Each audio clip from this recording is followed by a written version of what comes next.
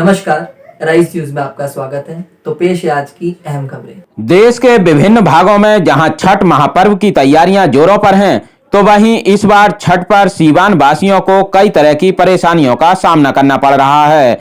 सीवान की लाइफलाइन कहे जाने वाले दहा नदी पर बने पुल के क्षतिग्रस्त हो जाने से पुल पर बाहरी वाहनों के आने जाने पर रोक है। हालांकि छठ महापर्व के मौके पर पुल पर पैदल जाने वालों और बाइक सवार लोगों को परमिशन दी गई है, लेकिन पुल के पिलर में दरार आ जाने से खतरा बरकरार है।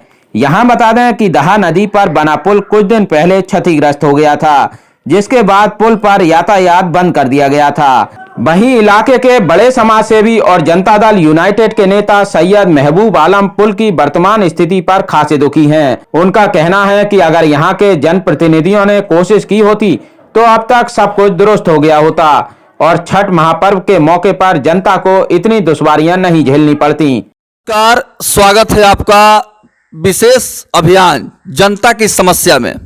ऐसे तो जिला सीवान में जनमानस की बहुत सारी ज्वलंत समस्याएं हैं और इन समस्याओं के निदान हेतु समय समय पर प्रशासनिक पदाधिकारियों और स्थानीय जनप्रतिनिधियों के द्वारा यह हर संभव प्रयास होता रहा है कि जन समस्याओं का निदान सही समय पर हो।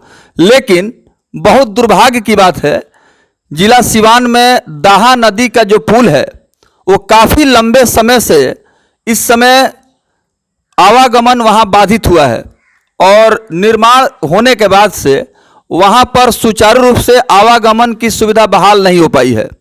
इसको लेकर के स्थानीय जनप्रतिनिधि और कुछ विभिन्न राजनीतिक दल के नेताओं ने इस पर बहुत सारा बयान मीडिया में दिया।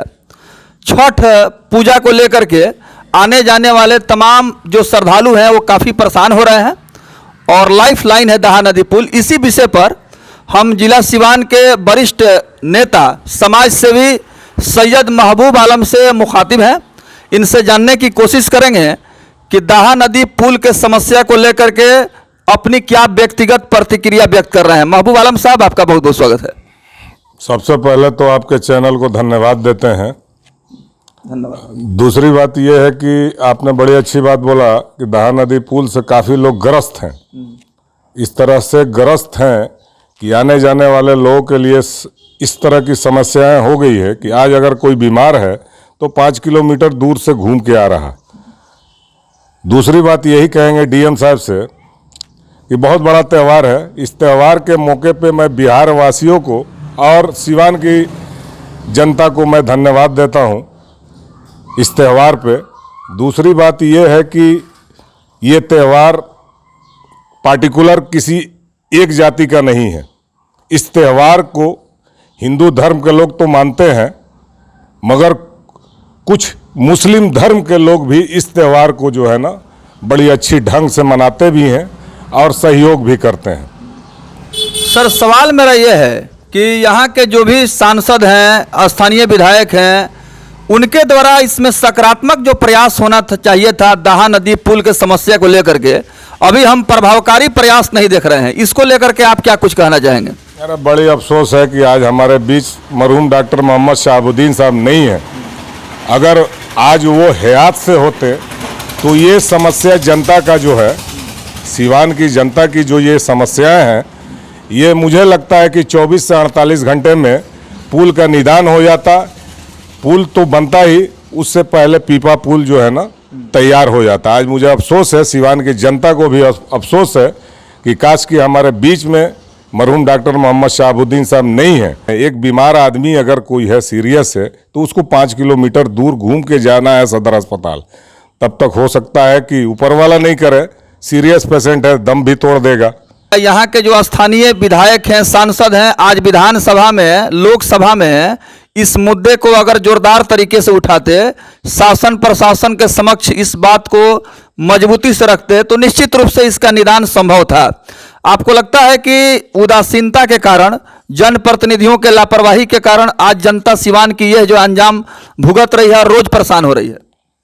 जनता तो जो आज सीवान की जनता जो भुगत रही है कि सांसद होते हुए भी सीवान की जनता को ये नहीं लग रहा कि यहाँ सांसद भी हैं और इतने विधायक हैं यहाँ पे किस रोड से वो आ रहे हैं उनको दिखाई नहीं दे रहा है, उनको दिखाई नहीं। और सीवान की जनता तो सेलो टेप लगा के बैठी हुई है। सीवान की जनता को तो, हमको नहीं लगता है सीवान की जनता जो है ना जागरूक है। अगर जागरूक होती तो इतनी परेशानियां जो झेल रहे हैं लोग, ये परेशानी कब की खत्म हो गई होती। और विधायक और एमपी जो भी यहाँ है, ये तो हमको नहीं लगता है कि यहाँ के प्रतिनिधि हैं। अगर प्रतिनिधि होते हैं तो ये स्थिति आज नहीं बनती। मगर एक चीज़ बता दें आपके चैनल से कि डीएम साहब को मैं इब्तला करना चाहता हूँ, रिक्वेस्ट करना चाहता हूँ, गुहार लगाना चाहता हूँ कि बहुत बड़ा त्यौहार है और जो पुल की स्थिति बनी हुई है वहाँ कड़ी से कड़ी जो है ना, वहाँ पे जो है प्रशासन और उस पुल पे उनकी ध्यान कड़ी नज़र रहनी चाहिए।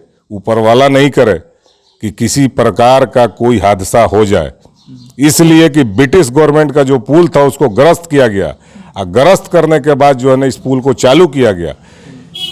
ये स्थिति, वो स्थिति जो उस पुल की थी, वो पुल अभी 100 साल जाता तो भी कोई फर्क नहीं पड़ने वाला था।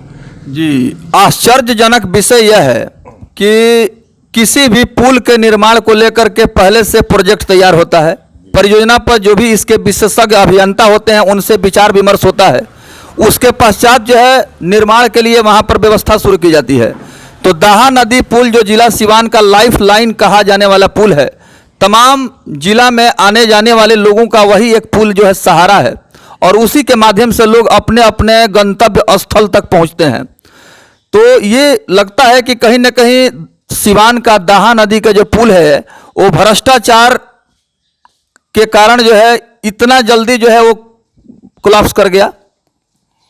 कोलैप्स कर गया कि इसमें सबसे बड़ा कसूरवार है हमारे मुख्यमंत्री नीतीश कुमार को मैं धन्यवाद देता हूं। अगर रिपोर्टिंग अगर नीतीश कुमार के पास डीएम साहब किए होते तो ऐसी स्थिति नहीं हुई होती। दूसरी बात बता दें कि जितने अधिकारी अगर इस पुल में शामिल हैं उनको देन एंड देयर सस्पेंड किया जाए और उस पे जो है कहने का मतलब है सीबीआई बैठाला जाए।